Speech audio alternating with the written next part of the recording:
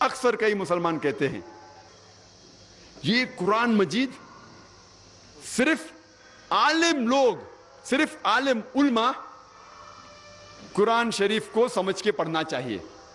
یہ قرآن مجید ایسی کٹھن کتاب ہے، ایسی مشکل کتاب ہے کہ صرف عالم لوگ سمجھ سکتے ہیں، عام آدمی اسے نہیں سمجھ سکتا. کئی مسلمان کہتے ہیں کہ قرآن مجید کو سمجھنے کا کام صرف علماء کا ہے، صرف عالموں کا ہے، عام آدمی نہیں سمجھ سکتا. میں نے تقریر ایک قرآن مجید کی آیت سے کی جو کم از کم ایک ہی سورے میں اللہ سبحانہ و تعالی 4 دفعہ دہراتے ہیں. اللہ تعالیٰ فرماتے سورہ قمر میں، سورہ نمبر 54، سورہ نمبر 54، اللہ تعالیٰ فرماتے آیت نمبر 17 میں، آیت نمبر 22 میں، آیت نمبر 32 میں اور آیت نمبر 40 میں، وَلَقَدْ يَسَّرْنَا الْقُرْآنَ لِلذِّكْرِ فَهَلْ مِن مُدَّكِرٍ.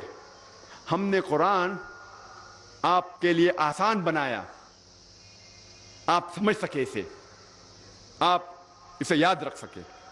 وَلَقَدْ يَسَّرْنَا الْقُرْآنَ لِلذِّكْرِ فَهَلْ مِن مُدَّكِرٍ. ہم نے یہ قرآن مجید آپ کو سمجھنے کے لیے آسان بنایا. آپ میں سے کون شخص اس کی بات نہیں مانیں گا؟ جب اللہ سبحانہ و تعالیٰ کئی آیتوں میں فرماتے ہیں کہ ہم نے قرآن آپ کو سمجھنے کے لیے آسان بنایا، آپ اللہ تعالیٰ کی بات مانیں گے یا وہ مسلمان کی جو کہتے صرف علماء کے لیے ہے؟ اور اللہ سبحانہ و تعالیٰ کئی آیت میں فرماتے ہیں، سورہ بقرہ میں بھی، لعلکم تعقلون، پھر آپ نہیں سمجھو گے. یعنی اللہ تعالیٰ چاہتا ہے کہ آپ قرآن مجید سمجھ کے پڑھو،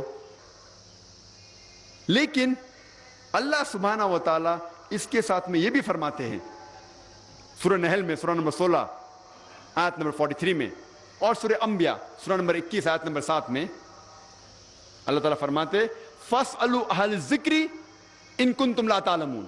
اگر آپ نہیں کچھ چیز کو سمجھتے ہیں تو ان سے پوچھئے جس کے پاس علم ہے. اگر آپ قرآن مجید کا ترجمہ پڑھ رہے ہیں اور چند آیت آپ کو نہیں سمجھ میں آتی تو اللہ تعالیٰ فرماتے ہیں فَاسْأَلُوا أَهْلَ الذِّكْرِ إِن كُنتُمْ لَا تَعْلَمُونَ. اگر آپ کو نہیں سمجھ میں آتا ہے تو ان سے پوچھئے جن کے پاس علم ہے.